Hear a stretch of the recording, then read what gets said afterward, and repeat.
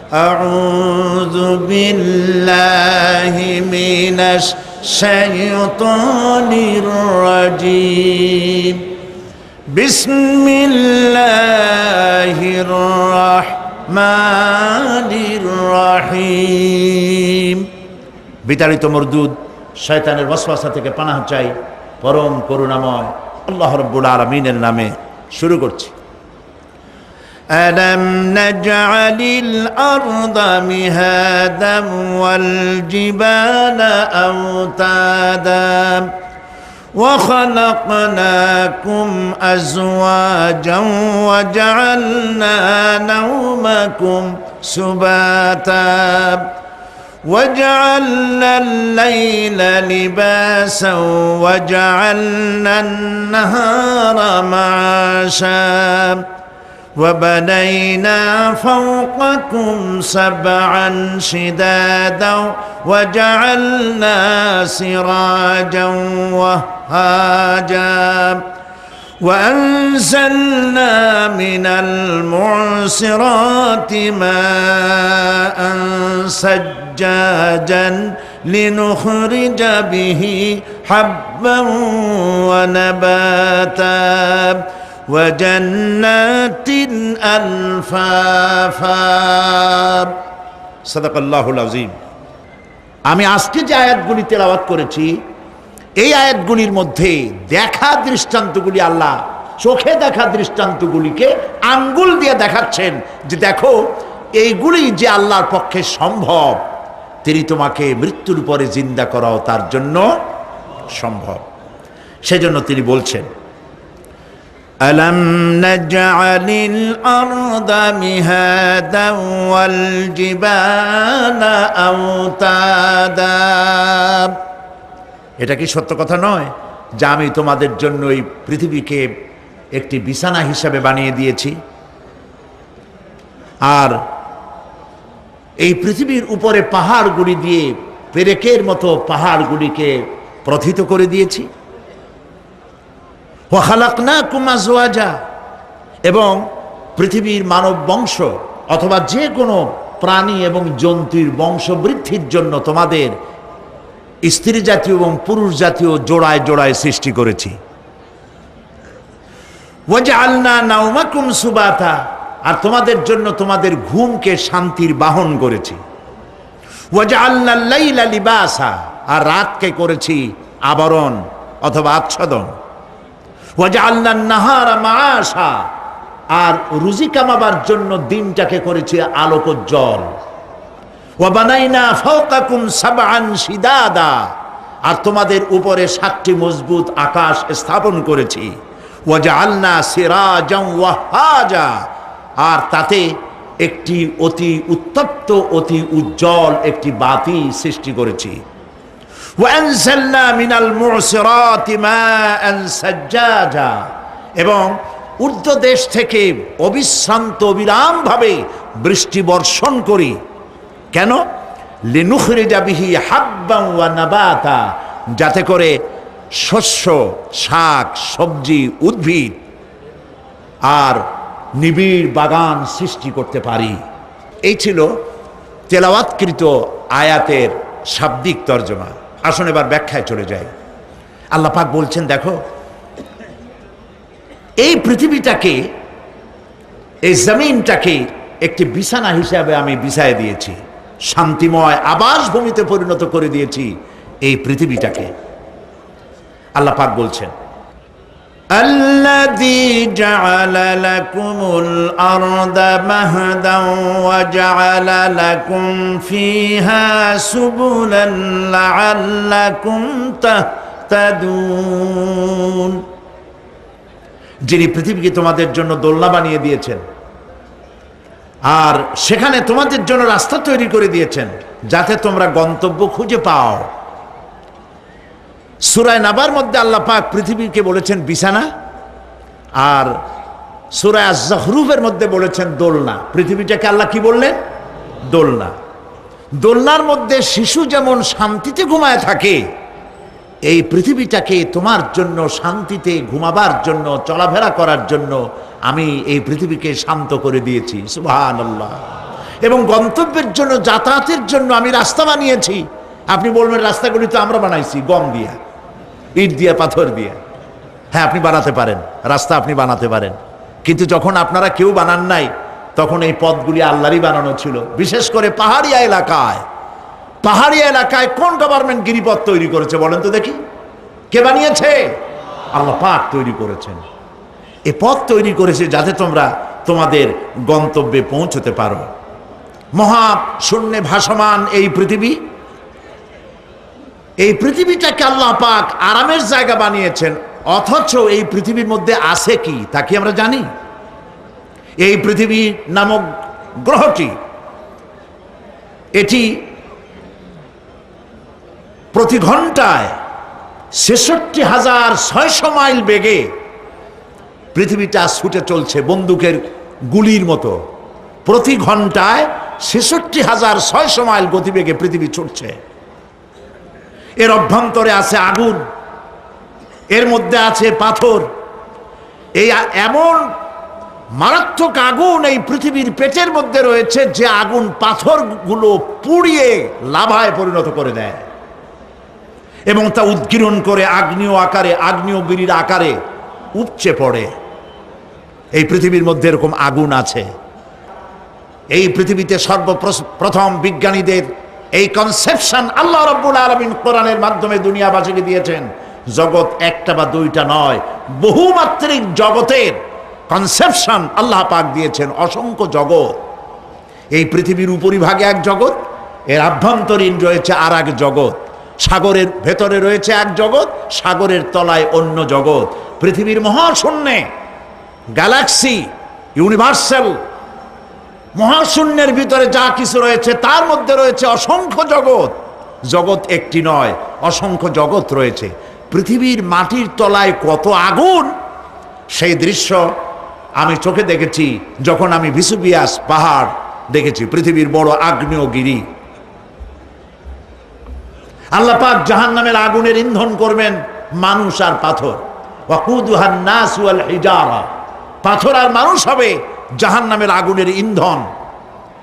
পৃথিবীর মাটি থেকে ৩ মাইল উঁচা ভেসুভিয়াসের পাহাড়ের উপরে, ভেসুভিয়াস পাহাড় কথা বলতে পারেন? ইটালিতে, ইটালিতে সেই জায়গায় যখন আমি উঠেছি, পাথর যে জাহান্নামের আগুনে পুড়বে এর বাস্তবতা নিজের চোখে দেখেছি। পাথরগুলি আগুনে পুড়ে লাভার মতো হয়ে পাহাড়ের উপর থেকে আলকাতরার মতো গলে গলে পাহাড়ের চতুর্দিকের 12 কিলোমিটার এলাকার জনপদকে ধ্বংস করে দিয়েছে। ইটালিতে আরো একটি জায়গা আছে যেটার নাম সিসিলি, সেখানেও একটি জীবন্ত আগ্নেয়গিরি আছে যেটা আগুন এখনো জ্বলতেছে, যে কোনো মুহূর্তে এ আগুন ছড়িয়ে পড়তে পারে। কাজেই পৃথিবীর মধ্যে একদিকে রয়েছে, এর মধ্যে রয়েছে আগুন, রয়েছে পাথর গলায়া লাভা বানাবার মতো বিরাট শক্তি। সেই পৃথিবীটাকে আল্লাহ পাক এতটা শান্ত করে রেখেছেন তোমরা যেন নিশ্চিন্তে এর কোলে দোলনার ভিতরে শিশু যেমন ঘুমায়, এই পৃথিবীটাকে তোমার জন্য দোলনা বানিয়ে দিয়েছি। তাও আমরা সুবহানাল্লাহ বলবো না? সুবহানাল্লাহ। বন্দুকের গুলির চাইতেও দ্রুতগামী এই পৃথিবী ছুটছে। সেই পৃথিবীকে বিনা দ্বিধায় আমরা খুঁজছি, সেটাকে চিরে ফেলছি এবং তার পেট থেকে রিজেক হাসিল করছি। ঠিক কিনা বলুন? আল্লাহ রাব্বুল আলামিন সূরা আন-নামলের মধ্যে বলছেন, আম্মান জাআলাল আরদা ক্বারারান ওয়া জাআলা খিলালাহা আনহারান وجعل لها رواسي وجعل بين البحرين حاجزا। আর তিনি এই পৃথিবীকে, এই পৃথিবীর অবস্থান লাভের উপযোগী করে আল্লাহ পাক তোমার জন্য তৈরি করে দিয়েছেন এবং এর মধ্যে নদ নদী আল্লাহ পাক সৃষ্টি করে দিয়েছেন, পাহাড়গুলিকে গেড়ে দিয়েছেন, আর পানির মধ্যে দুটি ধারা আল্লাহ সৃষ্টি করেছেন। পানির মাঝখানে একটা অন্তরাল সৃষ্টি করেছেন। এটি একটা তো আবিষ্কার হয়েই গেছে, সেটি হলো প্রশান্ত মহাসাগরের ভেতরে 4000 কিলোমিটার লম্বা, 2500 কিলোমিটার চওড়া প্রশান্ত মহাসাগরের ভিতরে একটি বিশাল এলাকা পাওয়া গেছে, যেটার পানি অত্যন্ত সুমিষ্ট সুমধুর, আর এর বাইরের পানিগুলি অত্যন্ত লবণাক্ত। সূরা আর রহমানের মধ্যে আল্লাহ পাক বলেছেন, মারাজাল বাহরাইনি ইয়ালতাকিয়ান বাইনাহুমা বারযাখুন লা ইয়াবগিয়ান ফাবিআইয়ি আলাই রাব্বিকুমা তুকাযযিবান। দুটি সমান্তরালে পানি প্রবাহিত হয়ে যাচ্ছে, দুটি ধারা। লোনা পানি মিষ্টি পানিকে লোনা বানাতে পারে না, মিষ্টি পানি লোনা পানিকে মিষ্টি বানাইতে পারে না, মাঝখানে কোনো পার্টিশন নাই। সুবহানাল্লাহ। আমার দেশের পদ্মা, গঙ্গা, যমুনা, মেঘনা এর মিষ্টি পানিগুলি ভাটি এলাকারে বঙ্গোপসাগরের নোনা পানির মধ্যে ছুটে যায়, আবার জোয়ারের টানে বঙ্গোপসাগরের মুখ তিতা হয়ে যায়। এমন নোনা পানি মিষ্টি দরিয়ার মধ্যে এসে ঢুকে যায়, কিন্তু বঙ্গোপসাগরের নোনা পানি মিষ্টি পানিকে নোনা বানাতে পারে না। আবার নোনা পানিগুলি মিষ্টি এলাকায় গিয়ে মিষ্টিরেও খারাপ বানাইতে পারে না। আল্লাহ রাব্বুল আলামিন বলেন, এগুলি আমার আইন। মানে কার আইন? আফাগায়রা দীনিল্লাহি ইয়াবগুন ওয়ালাহু আসলামা মান ফিস সামাওয়াতি ওয়াল আরদি তাওআন ওয়া কারহা। আকাশে আর জমিনে যা কিছু আছে সব আনুগত্যের মস্তককে আমার সামনে অবনতি করে দিয়েছে।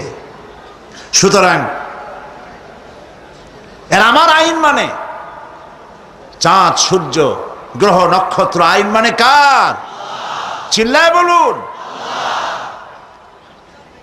আল্লাহ পাক এই পৃথিবীকে সুন্দর করে সাজিয়ে দিয়েছেন, আবার এর মধ্যে তিনি মাঝে মধ্যে এই পৃথিবী একটু ভূমিকম্পন হয়, কিন্তু তা কোথাও কোথাও একসাথে না। একসাথে যদি সারা পৃথিবীতে ভূমিকম্প হইতো, সৃষ্টি জগতে অস্তিত্ব বিলুপ্ত হয়ে যেত। কথা বুঝতে পেরেছেন? এই জন্য আল্লাহ পাক বলেন, ইন্না ফি খালকিস সামাওয়াতি ওয়াল আরদি ওয়া ইখতিলাফিল লাইলি ওয়ান নাহার লাআয়াতিন লিউলিল আলবাব। নিশ্চয়ই আকাশ এবং জমিনের সৃষ্টির ব্যাপারে আর রাত আর দিনের পরিবর্তনের ব্যাপারে যারা জ্ঞানবান তাদের জন্য রয়েছে আল্লাহ পাকের নিদর্শন। এই ঘূর্ণায়মান পৃথিবী নিয়মিত ঘুরছে, সূর্যের কাছে চলে যাচ্ছে, আবার দূরে সরে আসতেছে। আর এই ঘূর্ণায়মান আসে বলে, সূর্যের কাছে যায় আর আসে বলে এক এলাকায় রাত হয় আর এক এলাকায় দিন হয়।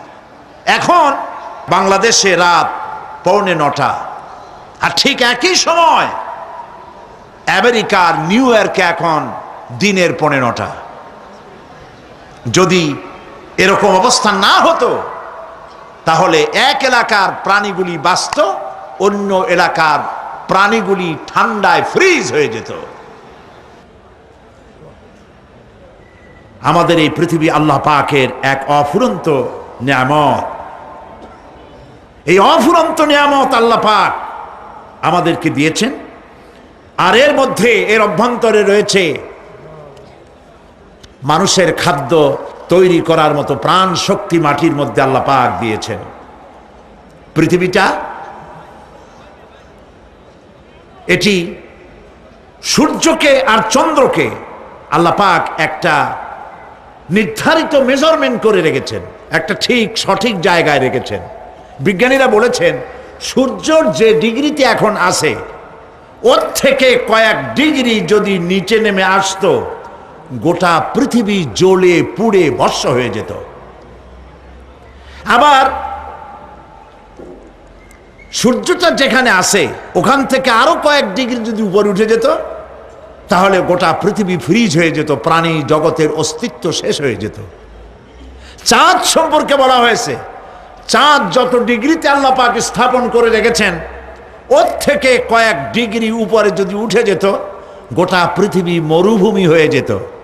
আর যদি কিছু নেমে আসতো, গোটা পৃথিবীতে জলোচ্ছ্বাস হয়ে পানিতে পৃথিবী ডুবে শেষ হয়ে যেত। তাও সুবহানাল্লাহ বলবো না?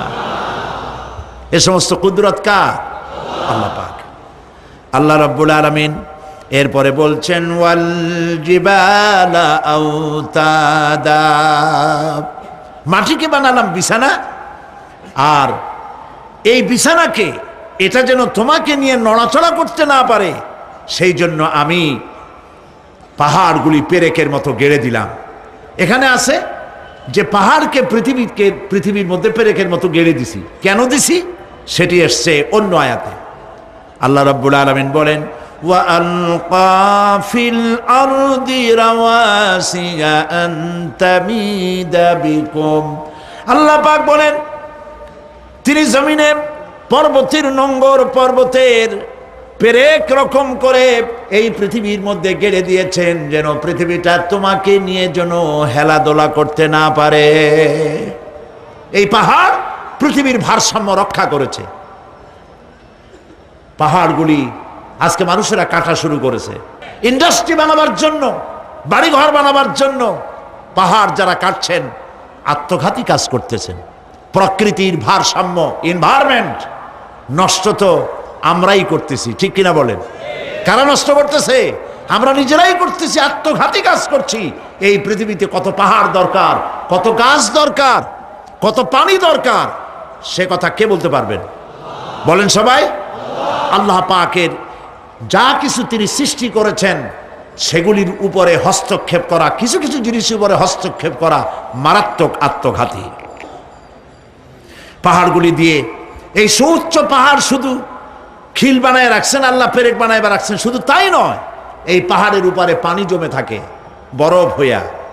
আমরা যখন প্লেনে যখন যাই, ঢাকা এবং চিটাং যে ফ্লাইটগুলি আসা যাওয়া করে এগুলি 9,000, 10,000, 11,000 ফিট দিয়ে উচ্চতায় উড়ে আসে। কিন্তু আমরা যখন ইন্টারন্যাশনাল ফ্লাইটে উড়ি তখন সেগুলি চলে 35 থেকে 40,000 ফিট পর্যন্ত উচ্চতায় উড়ে যায়। পৃথিবী যে কত সুন্দর তা প্লেনে উঠলে বোঝা যায়। আর বাংলাদেশ যে কত সুন্দর মনোরম তা দেশের উপর থেকে প্লেনে উঠতে গেলে দৃশ্য দেখে, নয়নবিরাম দৃশ্য দেখে সেজদায় মাথা নত হয়ে আসে। সুবহানাল্লাহ, সুবহানাল্লাহ।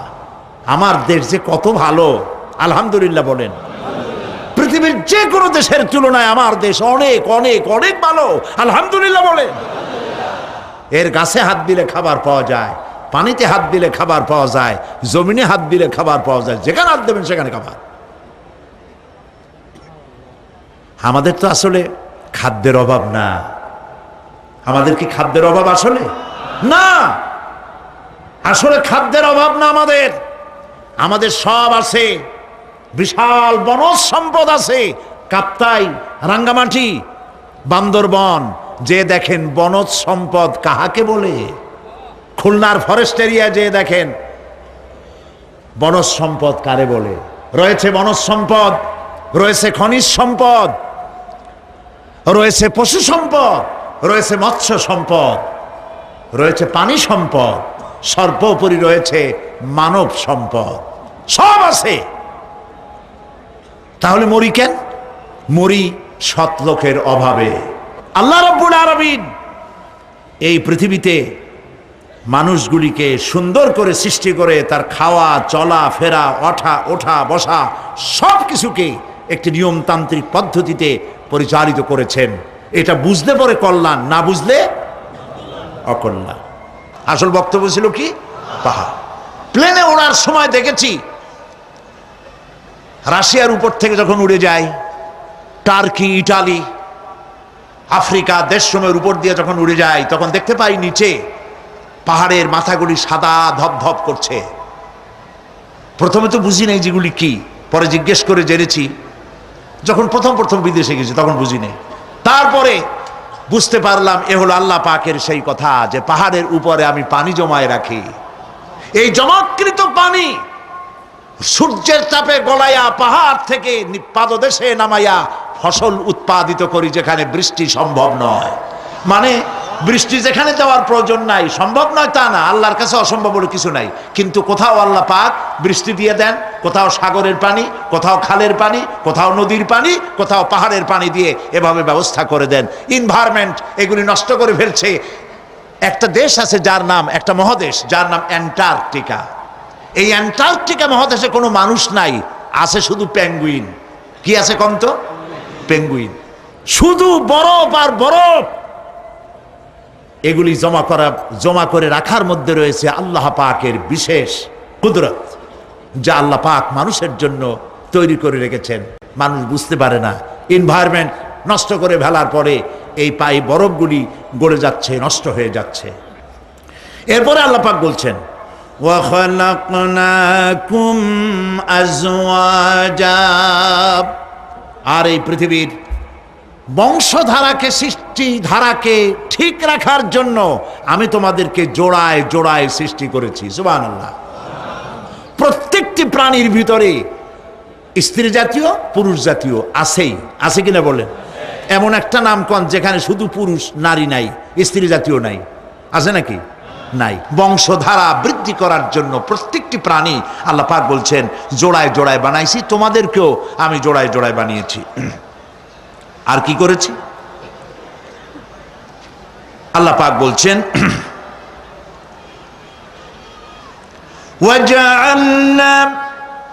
وَجَعَلْنَا نَوْمَكُمْ سُبَاتًا, একদিকে তো জোড়ায় জোড়ায় বানালাম পুরুষ এবং স্ত্রী। এই পুরুষ আর স্ত্রী সৃষ্টি করার ভিতরে রয়েছে আল্লাহ পাকের নিদর্শন। কার নিদর্শন বলুন? কোরআনে কারিমে আল্লাহ পাক বলেন, وَمِنْ آيَاتِهِ أَنْ خَلَقَ لَكُم مِّنْ أَنفُسِكُمْ أَزْوَاجًا لِتَسْكُنُوا إِلَيْهَا وَجَعَلَ بَيْنَكُم مَّوَدَّةً وَرَحْمَةً إِنَّ فِي ذَلِكَ لَآيَاتٍ لِقَوْمٍ يَتَفَكَّرُونَ। আর আল্লাহ পাকের অসংখ্য নিদর্শনের মধ্যে এটিও নিদর্শন যে তিনি তোমাদের থেকে তোমাদের জোড়া সৃষ্টি করেছেন, তোমাদের স্ত্রী বানাইছেন। কেন? লিতাসকুনু ইলাইহা, যাতে করে তুমি তার কাছ থেকে তোমার মনের প্রশান্তি, সেও এবং তুমিও উভয়ের কাছে মনের প্রশান্তি খুঁজে পাও। ওয়াজআলা বাইনাকুম মাওয়াদ্দা, আর আল্লাহ পাক তোমাদের মধ্যে সৃষ্টি করেছেন ভালোবাসা। ওয়া রাহমা, আর পরবর্তী সময় সৃষ্টি করেছেন দয়া এবং করুণা। লিতাসকুনু ইলাইহা বলতে বোঝানো হয়েছে যে এই ব্যবস্থা আপনি আপনি হয়নি, এটি একটি উদ্দেশ্যকে লক্ষ্য করে হয়েছে। একে অপরের নিকটে যেন শান্তি পায়, প্রশান্তি পায়, একজন আরেকজনের কাছে পূর্ণ মাত্রায় তাই মিলিত হওয়ার জন্য নির্জন পরিবেশের আশ্রয় নেয়। আর এভাবে করি আল্লাহ পাক মানব বংশের এই ধারাকে অব্যাহত রেখেছেন। সুবহানাল্লাহ। ওয়া জাআলা বাইনাকুম মাওয়াদ্দা, আর তোমাদের মধ্যে আল্লাহ পাক ভালোবাসা সৃষ্টি করেছেন। এই কথা বলার এর ব্যাখ্যা কি? ভালোবাসা সৃষ্টি করেছেন এর ব্যাখ্যা এরকম হতে পারে, কয়েক রকম। আমি যেটা জেনেছি সেটি হচ্ছে এরকম, ভালোবাসা সৃষ্টি হওয়ার তো কথা ছিল না। এক পর্যায়ে ভালোবাসা থাকবে কোনো একটি বিশেষ সময়, বাকি সব সময় ঝগড়া হবে, এটাই হওয়া স্বাভাবিক ছিল। ধরুন মেয়ের বাড়ি চট্টগ্রাম, ছেলের বাড়ি বরিশাল। মেয়ে শুটকি খেতে খুব পছন্দ করে, ছেলের গন্ধও সহ্য করতে পারে না। মেয়ে বলে খড়ে জাত দে, আর ছেলে বলে যে কমে যাও। মানে একজন আর একজনের ভাষার সাথে মিল নাই। কথা ঠিক কিনা বলেন? ভাষার সাথে মিল নাই। রুচির সাথে মিল নাই। একজনের টক পছন্দ করে আর একজনের টক সহ্য করতে পারে না, আর একজনের শুটকি খায় আর একজনের শুটকি পছন্দ করে না। কাজেই রুচি আর অভ্যাস ইত্যাদি দিয়ে সারাদিন স্বামী স্ত্রীর মধ্যে ঝগড়া হওয়া স্বাভাবিক ছিল, ঠিক না? আল্লাহ পাক বলেন সেখানে আমি এই স্বামী স্ত্রী যখন হয়ে যায় তখন দুজনের মধ্যে আমি ভালোবাসার সৃষ্টি করে দেই।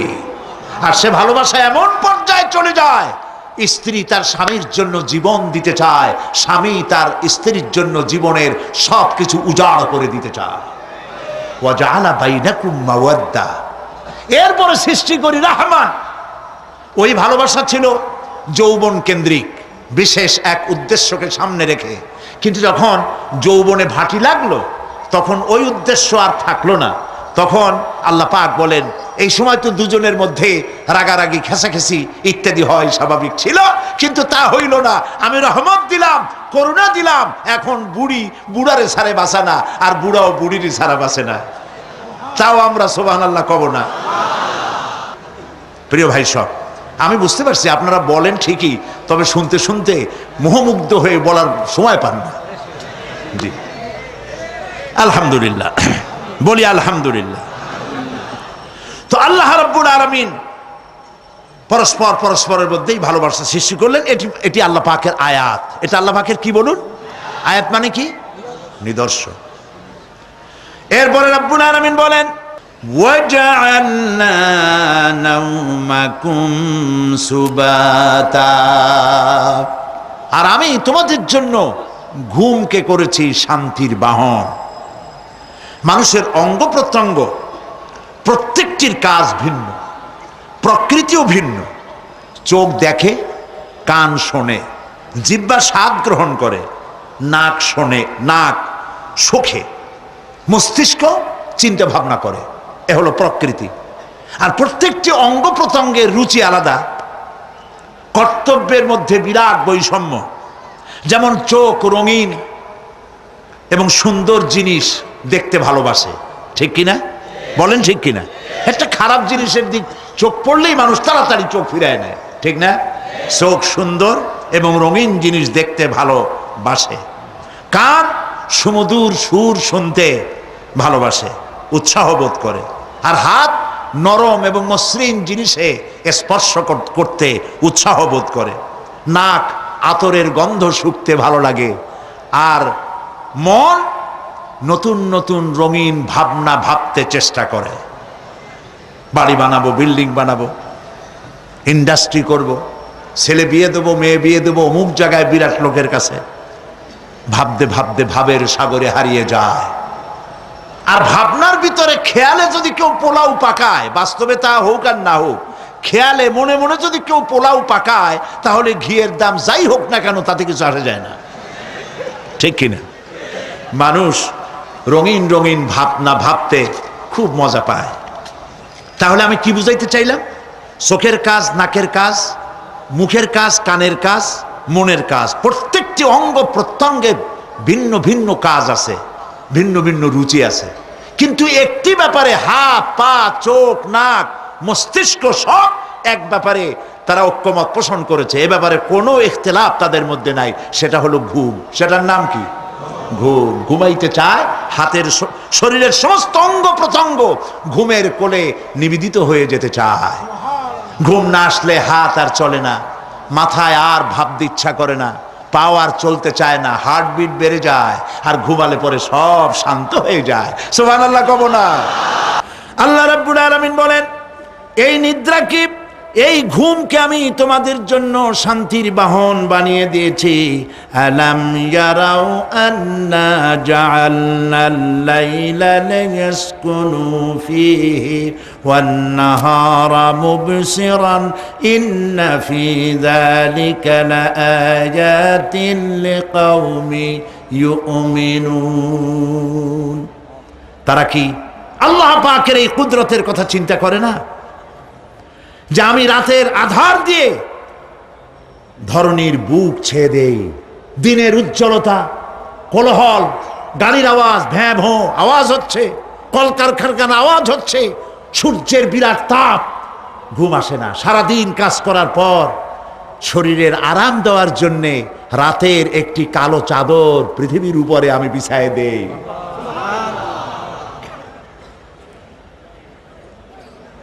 আর মানুষ আরাম গ্রহণ করে, শুধু মানুষ না, সব প্রাণী আরাম গ্রহণ করে। সুবহানাল্লাহ।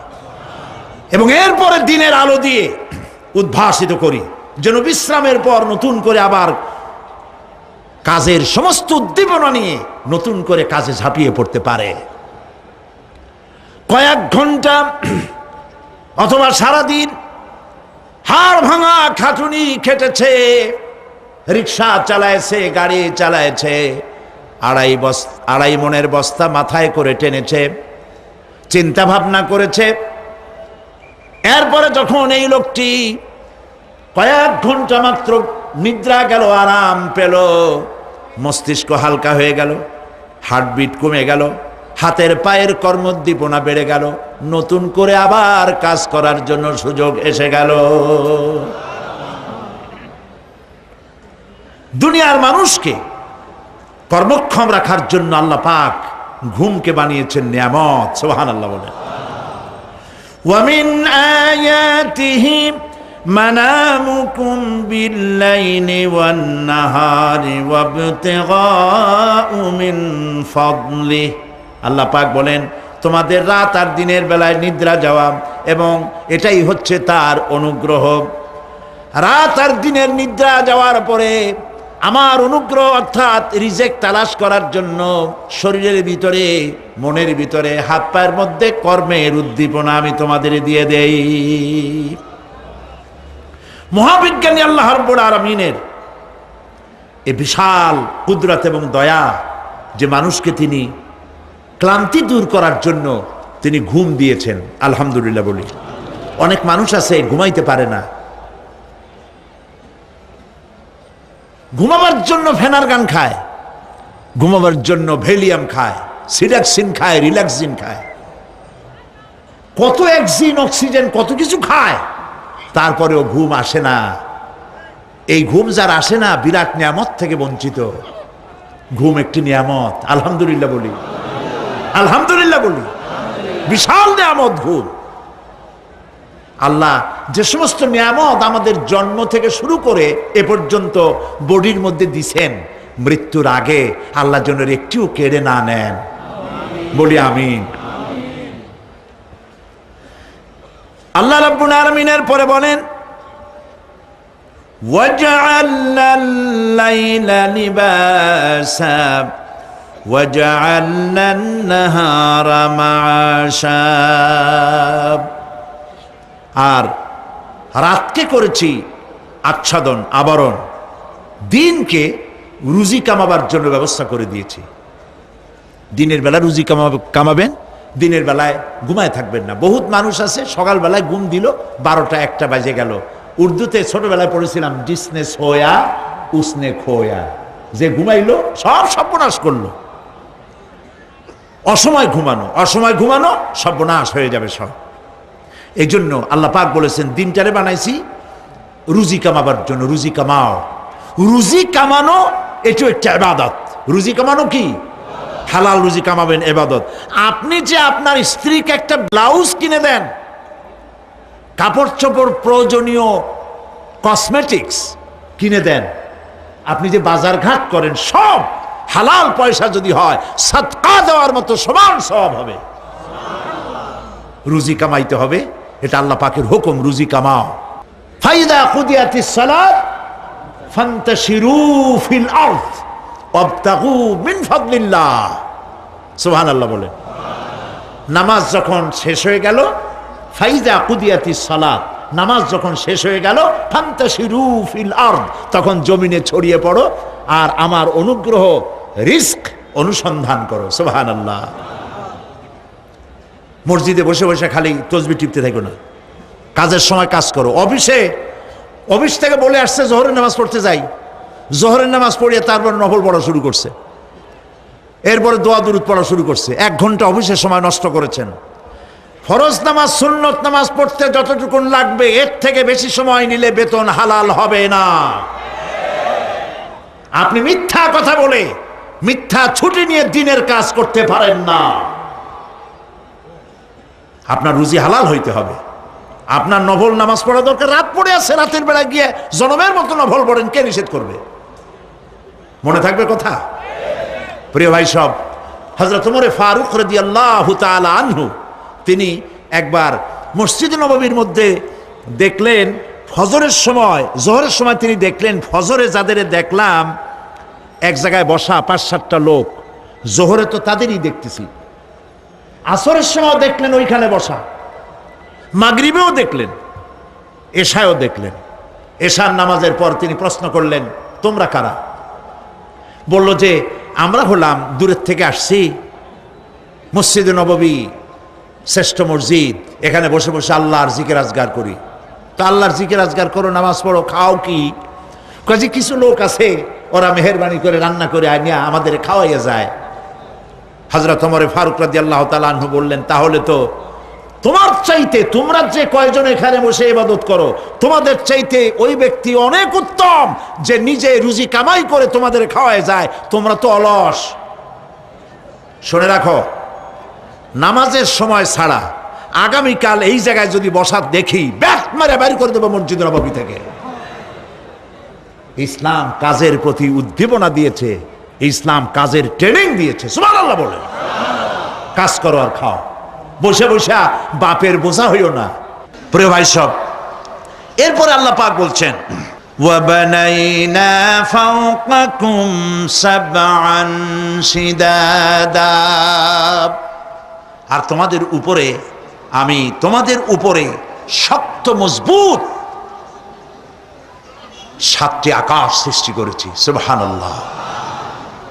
এর থেকে বেরিয়ে যাওয়ার কোনো উপায় নাই, এটা ফাটল ধরাবারও কোনো উপায় নাই।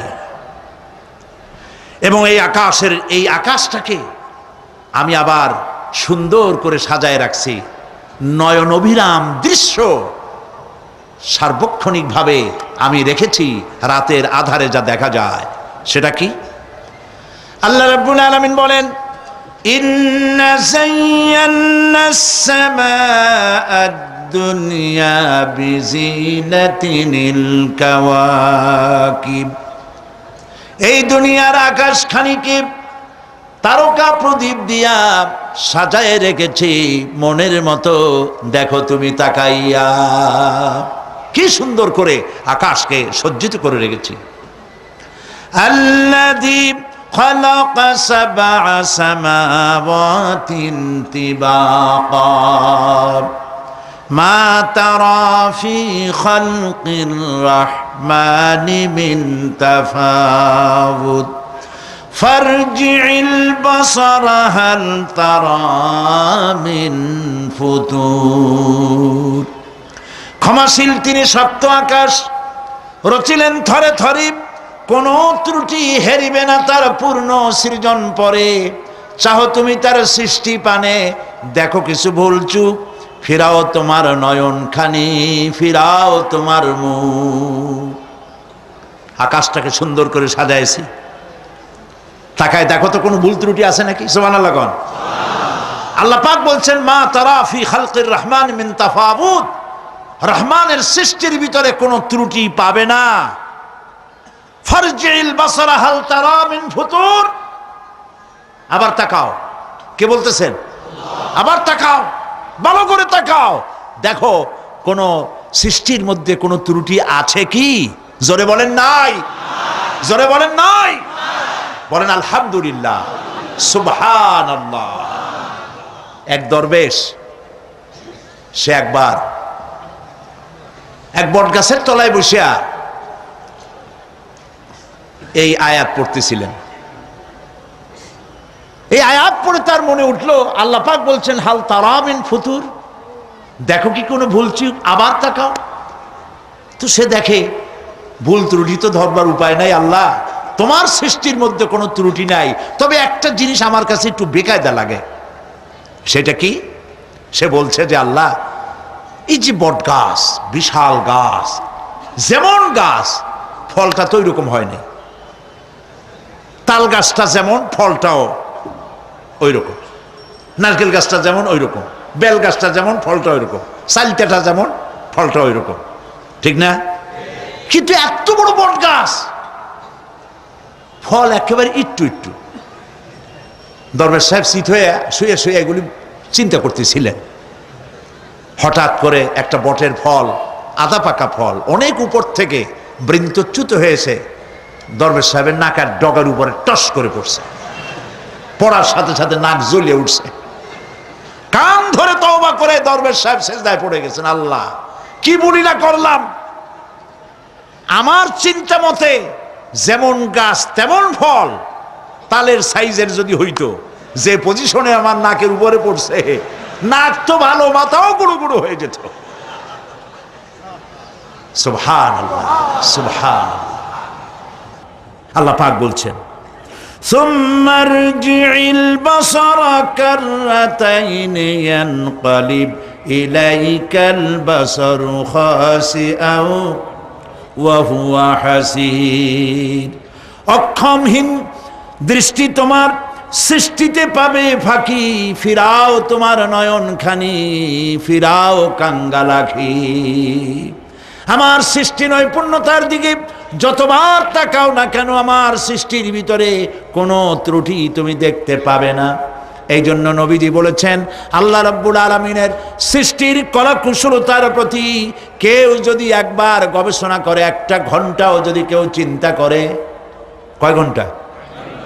একটি ঘন্টা আল্লাহর সৃষ্টি নৈপুণ্যতা সম্পর্কে একটি ঘন্টা যদি কেউ চিন্তা করে, গবেষণা করে, নবীজি বলেছেন ওই বান্দার আমল নামায় আল্লাহ পাক 60 বছরের নফল ইবাদতের সব লিখে দিবে। চিন্তা করো, গবেষণা করে, শ্রদ্ধায় মাথা নত হয়ে আসবে, আপনাতেই সেজদা করবে। সুবহানাল্লাহ। এরপরে আল্লাহ পাক বলেন, ওয়াজআলনা সিরাজাও ওয়াহাজা। আর আমি তোমাদের উপরে আকাশ সৃষ্টি করেছি, আর ওর মধ্যে আমি সৃষ্টি করেছি মহাশূন্যে এক অতি উত্তপ্ত, অতি উজ্জ্বল এক বাতি সৃষ্টি করেছি। সিরাজ শব্দের অর্থ হলো সূর্য, ওয়াহাজ এ শব্দের অর্থ হচ্ছে একই সাথে অতি উত্তপ্ত, অতি উজ্জ্বল। সূর্যের ব্যাস হচ্ছে এই পৃথিবীর চাইতে, সূর্যের ব্যাস হচ্ছে পৃথিবীর চাইতে 109 গুণ, এবং এর আয়তন পৃথিবীর চাইতে 13 লক্ষ গুণ বড়। আর দূরত্ব হচ্ছে পৃথিবীর মাটি থেকে 9,30,00,000 মাইল ব্যবধানে এই সূর্যকে আল্লাহ পাক স্থাপন করেছেন। এই সূর্যের মধ্যে যেমন রয়েছে তাপ, আবার তেমন রয়েছে আল্ট্রা ভায়োলেট রে।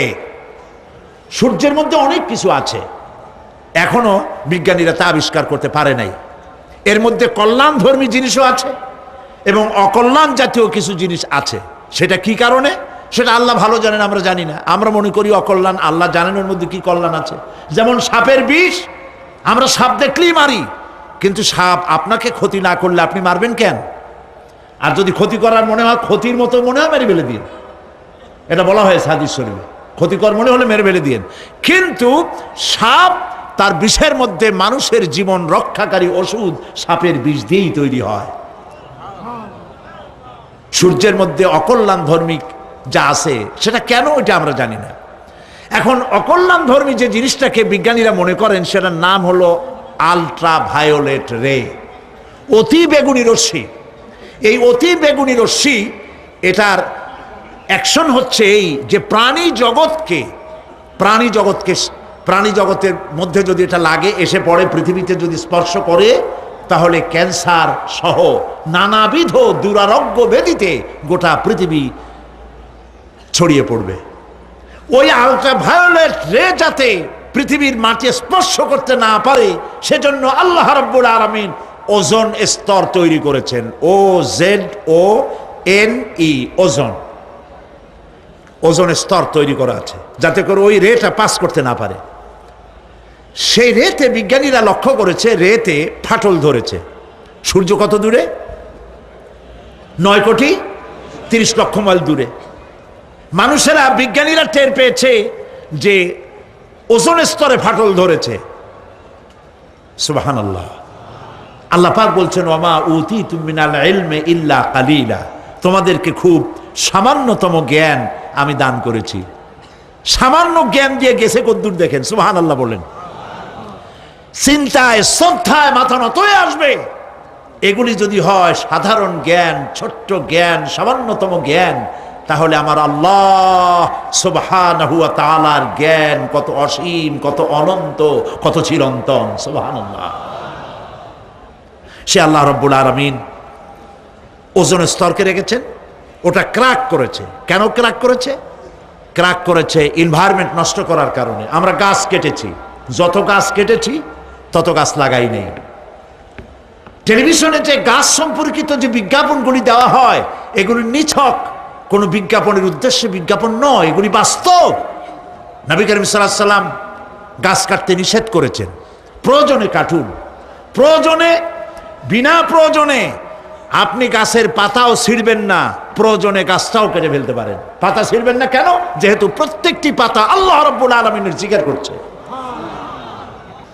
এই গাছগুলি কেটে কেটে প্রকৃতির ভারসাম্য আমরা নষ্ট করেছি। গাছ আমাদের বন্ধু। আমরা বাতাস থেকে অক্সিজেন গ্রহণ করি, অক্সিজেনকে কার্বন ডাই অক্সাইড করে ছেড়ে দেই। কার্বন ডাই অক্সাইড হচ্ছে প্রাণী জগতের জন্য বিষ। এই বিষকে নষ্ট করে দিয়ে অক্সিজেনকে পরিশোধিত করা, রিফাইন করার কোনো ফ্যাক্টরি পৃথিবীতে নাই। আল্লাহ রাব্বুল আলামিন এই সৃষ্টি জগৎকে বাঁচাবার জন্য অসংখ্য গাছ বানিয়েছেন, আর গাছের খাদ্য বানিয়েছেন কার্বন ডাই অক্সাইড। আমার জন্য যেটা বিষ, সেটা গাছের জন্য খাদ্য। গাছ সারা রাত এটাকে খাইলো, দিনের বেলায় সূর্যের তাপে এই কার্বন ডাই অক্সাইড আর গাছের সবুজ রং, পাতার সবুজ রঙে মিলে এক প্রকারের রন্ধন ক্রিয়ার মধ্য দিয়ে কার্বন ডাই অক্সাইড আবার ফ্রেশ অক্সিজেন হয়ে পৃথিবীর প্রাণী জগৎকে বাঁচার জন্য পথ উন্মুক্ত করে দেয়। আল্লাহ সুবহানাহু ওয়া তাআলা তিনি বলছেন, এভাবে করে আমি এই সূর্যের তাপ দিয়ে পৃথিবীবাসীকে কল্যাণধর্মী হিসেবে সূর্যকে সৃষ্টি করেছি। এই সূর্যের তাপ, এটি একটি বিরাট অগ্নিকুণ্ড। কোটি কোটি বছর ধরে ভূপৃষ্ঠে আলো এবং উত্তাপ ছড়িয়ে যাচ্ছে। সুবহানাল্লাহ বলেন। বলেন তো, পৃথিবীর সমস্ত আগুন সব যদি এক জায়গায় করা হয়, সূর্য এক সেকেন্ডে যে তাপ পৃথিবীতে দেয়, ওরকম এক সেকেন্ডের তাপ পৃথিবীর সব আগুন এক জায়গায় হইয়া সমভাবে সর্বত্র ছড়াতে পারবে কি? সুবহানাল্লাহ।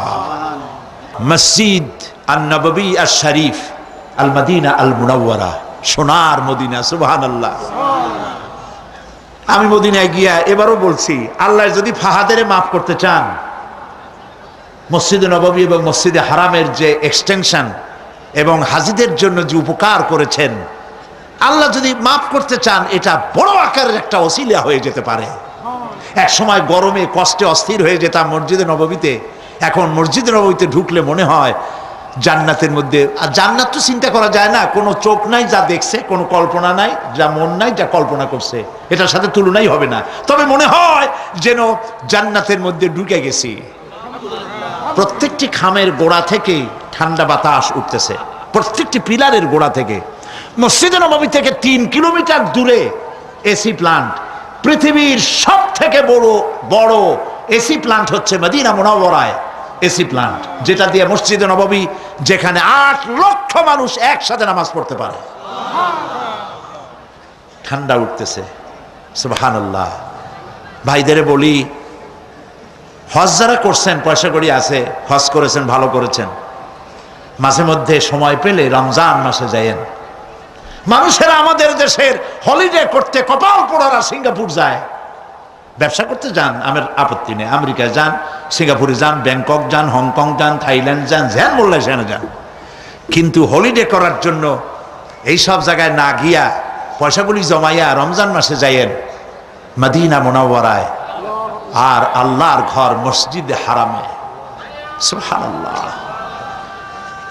কোরআন নাজিল কেমনে হয়েছে তা তো দেখি নাই। ইমাম যখন তারাবির মধ্যে তেলাওয়াত করেন, মনে হয় যেন আকাশ থেকে এখনো কোরআন নাজিল হচ্ছে। সুবহানাল্লাহ। কি তেলাওয়াত! যেমন শেখ আব্দুর রহমান আস-সুদাইস, তেমন সাউদ আশ-শুরাইম, তেমন শেখ আব্দুর রহমান আল হুজাইফি। সুবহানাল্লাহ, সুবহানাল্লাহ। তো আল্লাহ তার কুদরত দিয়ে এই পৃথিবীকে ভরে রেখেছেন, নিয়ামত দিয়ে ভরে রেখেছেন। মুসলমানদের জন্য সবচাইতে বড় নিয়ামত কোরআন শরীফ নিয়ামত, কাবা শরীফ নিয়ামত, মসজিদ আন-নববী আশ-শরীফ আল মদিনা আল মুনাওয়ারা। সুবহানাল্লাহ, সবাই বলেন সুবহানাল্লাহ। আল্লাহ রাব্বুল আলামিন বলছেন, وأنزلنا من المعصرات ماء ثجاجا।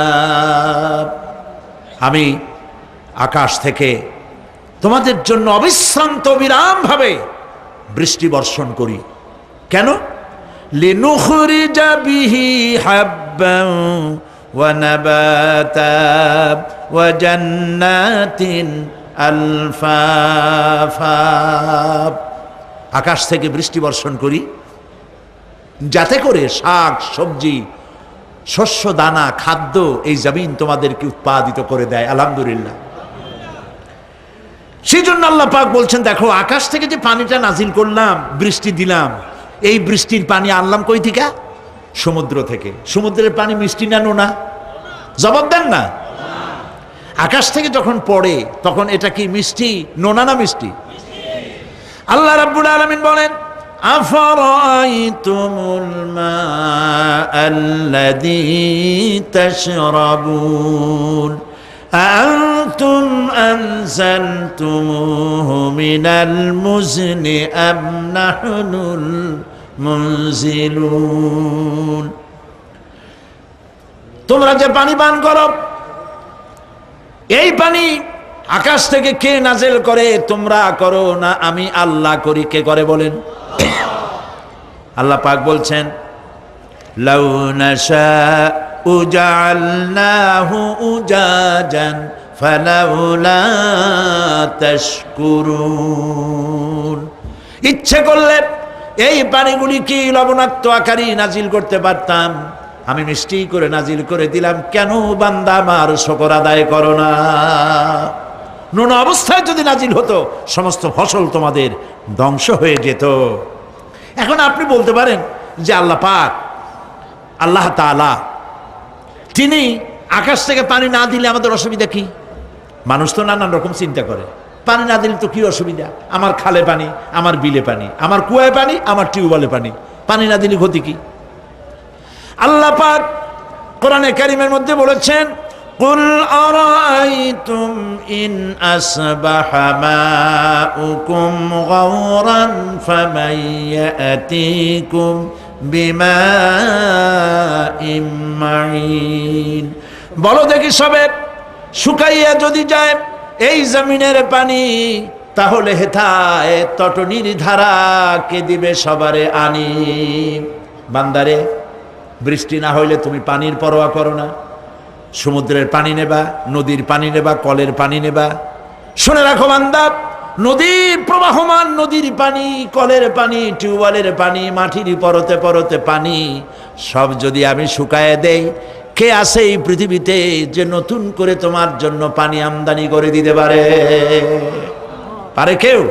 কেউ পারে না। এই পানি দিয়ে আমি তোমাদের জন্য ফসল ফলাই। লিনুখরিজা বিহি হাব্বান ওয়া নাবাতা। ইয়া আইয়ুহান নাসু যকুরু নি'মাতাল্লাহি আলাইকুম হাল মিন খালিকিন গায়রুল্লাহ। হে মানব সকল, স্মরণ করো আল্লাহ পাকের ওই নিয়ামতকে। ওই আল্লাহ ছাড়া তোমাদের কি এমন কেউ আছে? কোন আল্লাহ, কোন রিজিক দাতা? ইয়ারযুকুকুম মিনাস সামাই ওয়াল আরদ, যিনি আকাশ এবং জমিন থেকে তোমাদেরকে রিজিক দিতে পারেন। লা ইলাহা ইল্লা হুয়া, ওই আল্লাহ ছাড়া কেউ নাই। ফাআন্না তুফাকুন, যাও কই? কেন বিভ্রান্ত হও? আল্লাহ পাক আকাশ থেকে পানি দিলেন, জমিনের ফসল উৎপাদন করে দিলেন, আর এরপরে আল্লাহ পাক বলেন, ওয়া জান্নাতিন আলফাফা, আর ঘন সন্নিবদ্ধ নিবিড় বাগান বানায় দিলাম। সুবহানাল্লাহ বলেন। এখানে আল্লাহ পাক কি কি বললেন? শাক, লক্ষ্য করুন, শাক সবজি খাদ্যশস্য উদ্ভিদ এগুলো দিলাম, আর সাথে সাথে ঘন নিবিড় বাগান বানাইলাম। নিবিড় বাগান দেখছেন? দেখেন নাই, বোঝেন নাই, তাই দেখেন নাই, তা নাহলে দেখছেন। কক্সবাজার যাওয়ার সময় দেখেন না গাছের রাস্তার দুই ধারে কত গাছ, দেখছেন কি না? রাঙ্গামাটি যাওয়ার সময়, বান্দরবনে যাওয়ার সময় কার বাবা এই গাছগুলি লাগাইছে? কোন কে লাগিয়েছে? আল্লাহ। চিল্লায় বলেন কে লাগিয়েছে? পাহাড়ের গাছ কি আপনি লাগাইছেন? তো কথা কইতে পারলেন না কেন? কে লাগিয়েছে? আল্লাহ পাক। সুন্দরবন ফরেস্ট এরিয়া দেখছেন কোনোদিন? না দেখলে যাইয়েন, দেখে আসেন। বিশাল এরিয়া, বঙ্গোপসাগরের কিনারা দিয়া খুলনা, সাতক্ষীরা, এই বিরাট অঞ্চল, বরিশাল, খুলনা, সাতক্ষীরা, পটুয়াখালী, বিরাট এরিয়া নিয়ে রয়েছে সুন্দরবন। শত শত মাইল, সুবহানাল্লাহ বলে। বিশাল গাছ, গাছের এরিয়া। এই গাছগুলি কে লাগাইছে? জোরে বলেন কে লাগাইছে? এই গাছগুলির নার্সিং করেন কে? একটা জিনিস দেখে আমি অবাক হয়ে গেছি, সেটা হলো এখানে বহু রকমের গাছ আছে। সুন্দরী কাঠ, পশুরি, বাইন, গেওয়া, গোল, অনেক রকমের গাছ আছে। যেখানে সুন্দরী গাছ, সব সুন্দরী গাছ। যেখানে গেওয়া, যেখানে বাইন, যেখানে গোল, গোলপাতা, সব সেখানে সেইগুলাই। অথচ কেউ যে গাছগুলি লাগাই দিয়ে আসে নাই। আরেকটা অসুবিধা, আরেকটা জিনিস হচ্ছে এই জোয়ারের সময় এই এলাকা ডুবে যায়, 1 হাত 1.5 হাত পানি হয় গাছের গোড়ায়। যে ফলগুলি পড়ছিল গাছ দিয়া, এই ফলগুলি ভাটির টানে চলে গেল, নিচে নেমে গেল, নদীতে নেমে গেল, আবার জোয়ারের টানে উঠে আসলো, পানিতে ভেসে ভেসে ফলগুলি ভারী হয়ে গেল। এক সময় ভাটির টানে আর গেল না। এই গাছগুলিকে, সুন্দরী গাছের মধ্যেই সুন্দরী ফল, বাইনের মধ্যে বাইনের ফল কে সাজাইয়া এই সুন্দর বাগানগুলি বানাইলো? চিল্লায় বলো। ওয়া জান্নাতিন আলফাফা, ঘন নিবিড় সন্নিবদ্ধ বাগান আমি সৃষ্টি করেছি। সুবহানাল্লাহ বলে। এই গাছগুলি মানুষেরা জন্মের খাওয়া খায়। বন বিভাগে যারা দায়িত্বে থাকে মনে করে শ্বশুরের লাগানো গাছ, বাজানের লাগানো গাছ, সমানে কাছে চোরের মতো বিক্রি করে। এরা ডাকাত, এরা চোরের চাইতেও নিকৃষ্ট যারা গাছ চুরি করে। আল্লাহ পাক জানেন মানুষের খাসলাত। এই ফরেস্ট বিভাগে, বন বিভাগে যারা চাকরি করেন, সব খারাপ আমি তা বলবো না, ভালো মন্দ মিলেই আছে। কিছু আছে জন্মের খাওয়া খায়, ঘুষ খায় আর গাছগুলো বেচে ছাড়িয়ে দেয়, সর্বনাশ করে দেয়। আল্লাহ পাক তার মানসা, তার মর্জি মোবারক হচ্ছে এই যে গাছগুলি যেন বংশ অনুক্রমে পৃথিবীর মানুষ বছরের পর বছর, শতাব্দীর পর শতাব্দী, সহস্রাব্দীর পর সহস্রাব্দী যেন ভোগ দখল করতে পারে। সেজন্য আল্লাহ রাব্বুল আলামিন এই বন জঙ্গল রক্ষা করার জন্য নিজস্ব গার্ড বাহিনী রেখে দিয়েছেন। চিন্তা করছেন সেই গার্ড বাহিনী কারা? বন্য হাতি, রয়্যাল বেঙ্গল টাইগার, বড় বড় সাপ। আপনারা যান, যায় দেখবেন সালাম কেমনে দেয়। রয়্যাল বেঙ্গল টাইগার জীবিত মানুষ খায় না। তার অর্থ কি? তার অর্থ হলো বাঘের মুখোমুখি মানুষ যখন হয় তখন বাঘের চেহারা দেখে মানুষের রুহু গলার কাছে এসে যায়। আদমরা তখনই হয়। এরকম জীবনে আমার এক পজিশন হয়েছিল। লন্ডনে আমাকে আমার ভক্তরা বলল যে সাফারি পার্ক আমাকে দেখাবে। তখন চলো সাফারি পার্ক কি? কয় যে সব জন্তু জানোয়ার ছাড়িয়ে দেওয়া, ওর মধ্যে দিয়া গাড়ি নিয়ে যেতে হবে। তাই বললাম থাবা দিয়ে যদি গাড়ির গ্লাস গ্লাস ভাঙে? তা বললো যে ওখানে পুলিশ আছে, লোকজন আছে, হর্ন জোরে বাজাইতে হবে, নিয়ম আছে, তাহলে তারা আসবে এবং বন্দুকের মধ্যে রাবারের গুলি আছে, বিষ মাখানো, ওইটা মেরে দেবে। তারপরে জন্তুটা পড়ে যাবে, তার ঘুম আসবে, তখন বেঁচে যাবে। আমি দেখার লোভ সামলাইতে পারলাম না, আর ভয়তো ঘামে গেলাম। আল্লাহ ভরসা করে গেলাম। বিশাল এরিয়া, আল্লাহ যে কত দেখাইছে গোলামের, সুবহানাল্লাহ। সারা জীবন সেজদায় পড়েও কুলাইতে পারবো না, কত আল্লাহ দেখাইছেন, সুবহানাল্লাহ। গেট দিয়ে ঢুকলাম, লোহার বিশাল গেট, বাঘ সিংহ সব ছাড়িয়ে দেওয়া জঙ্গলের মধ্যে। তা আমরা গেছিলাম একটা ভালো সময়, সকালবেলা সেখানে সব গোস্ত, বড় বড় গোস্ত, এগুলো খাইতে দিছে। প্রাণীরা সব গোস্ত খাওয়ায় ব্যস্ত।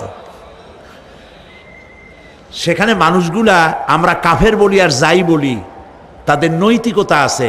আমার দেশের বাঘগুলারে তাদের জন্য বরাদ্দ হচ্ছে গোস্ত, কিন্তু 4 পায়া জন্তুরে হাড্ডি খাওয়াইয়া 2 পায়া পশুগুলিতে গোস্তগুলো খাইয়ে ফেলে। জানোয়ার পশুর চাইতে নিকৃষ্ট, ঠিক কিনা বলেন? পশুর খাদ্য নিজে খায়। যাই দেখেন আমাদের দেশের চিড়িয়াখানাগুলির অবস্থা, বাঘ শুকায় গেছে, হরিণ শুকায় গেছে, সিংহ শুকায় গেছে। তার তো শুকাবার কথা না। ওরা কে খাওয়ায় জঙ্গলে? কে খাওয়ায়? আল্লাহ পাক খাওয়ান, সুবহানাল্লাহ। এত বড় বড় গোস্তের টুকরা এক একটা বাঘে পেয়েছে। বাঘ একটারে নিয়ে গাছে উঠছে, আর একটা টানাটানি করতেছে, আর আমরা গাড়ি নিয়ে আসতে যাচ্ছি। এক বাঘ তার ওই গোস্ত ফালায় থুয়ে আমাদের দিকে আগায় আসতেছে। আমি বললাম, আল্লাহ, যা ভয় করতেছিলাম আমি তখন, ওই যে বলেছি যে মরা মানুষ বাঘে খায় না, বাঘ দেখলেই কলজে উড়ে যায়। আমার হার্ট বিট এত বাড়ছে, আর আল্লাহ আল্লাহ করতেছি, দোয়া দুরুদ শেষ হয়ে গেছে পড়তে পড়তে। বাঘটা একেবারে গাড়ির কাছাকাছি আসছে, ইন্না লিল্লাহ পড়তে পড়তে সরে গেলাম। আল্লাহর মেহেরবানি, বাঘটাও কি মনে করলো এই যে ছোট্ট আল্লাহর ছোট্ট গোলাম, হরে খাইয়া কি হবে বলে ছাড়িয়ে দিল আমার ওই মনে করে। তার যা শক্তি, গাড়ির গায়ে যদি থাপ্পড় মারতো, আমার টয়োটা গাড়ি ছিটকে আর এক জায়গায় পড়ে যেত। আল্লাহ বাঁচাই দিলেন, সুবহানাল্লাহ। প্রিয় ভাই সব, আল্লাহ রাব্বুল আলামিন এই সব জিনিস পৃথিবীকে দিয়েছেন। আর এইগুলি বলার পরে আল্লাহ পাক বলছেন যে এই চোখে দেখা জিনিসগুলি বললাম। কে বলতেছেন? চোখে দেখা জিনিসগুলি দেখালাম। এগুলি দেখে চোখ হলো, চক্ষুকে উন্মিলিত করার জন্য এই সব দৃষ্টান্ত আমি চোখের সামনে রেখে দিলাম। এর দ্বারা বোঝো, এত বড় বিশাল আকাশ, অত বড় সূর্য, এত সুন্দর চাঁদ, এই পাহাড়, ওই সমুদ্র, এই বনবনানী যিনি সৃষ্টি করেছেন, আমার মতো ছোট্ট মানুষ মৃত্যুর পরে তিনি আবার জিন্দা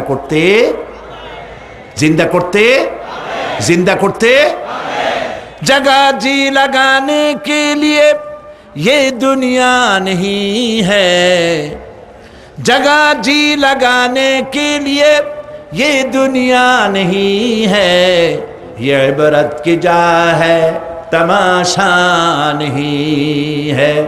এই পৃথিবী খেল তামাশা করার জায়গা না, দেখো আর শেখো আল্লাহ পাকের অপূর্ব সৃষ্টি, নৈপুণ্যতা, কলা কুশলতা দেখো, আর সেজদা দিয়ে আল্লাহ রাব্বুল আলামিনের শুকরিয়া আদায় করো। সুবহানাল্লাহ। আমরা যদি তা করতে পারি, আল্লাহরে যদি বুঝতে পারি, আমাদের আমল আখলাক ভালো হয়ে যাবে। আমরা চুরি করে গাছ বেচবো না, ওজনে কম দেব না, খাদ্যে ভেজাল দেব না, ঘুষ খাবো না, সুদ খাবো না, প্রতারণা করবো না, মিথ্যা কথা বলবো না। আমরা ভালো হয়ে যাব যদি এই একটি জিনিসকে বিশ্বাস করতে পারি যে আমার এই জীবন শেষ কথা নয়, আর একটা জীবন আসবে, সেই জীবনে এই জীবনের সব হিসাব দিতে হবে। রব্বানা যালামনা আনফুসানা وَإِن لَّمْ تَغْفِرْ لَنَا وَتَرْحَمْنَا لَنَكُونَنَّ مِنَ الْخَاسِرِينَ। আয় আল্লাহ তাআলা, বিশাল এই জনসমুদ্র নিয়ে তোমার দরবারে গুনার বোঝা মাথায় নিয়ে হাত তুলেছি। মাবুদ গো, মেহেরবানি করে আলোচনার সবটুকুন নবী করিম সাল্লাল্লাহু আলাইহি ওয়াসাল্লামের রূহ মুবারকে পৌঁছায় দাও। রব্বুল আলামিন, আমাদের মধ্য থেকে যাদের মা বাপ দুনিয়া থেকে জনমের মতো বিদায় হয়ে গেছে, কবরগুলিকে জান্নাতের টুকরায় পরিণত করে দাও।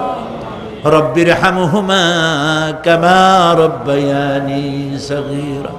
সবাই পড়েন, রব্বির হামহুমা কামা রব্বায়ানি সগীরা। আয় আল্লাহ তাআলা, সারা জীবন গুনাহ করে করে জীবনটাকে নষ্ট করে ফেলেছি মাবুদ। আল্লাহ তাআলা, কোরআনের মাহফিলে আশা করে হাত তুলেছি, জিন্দেগীর গুনাহ মাফ করে দাও।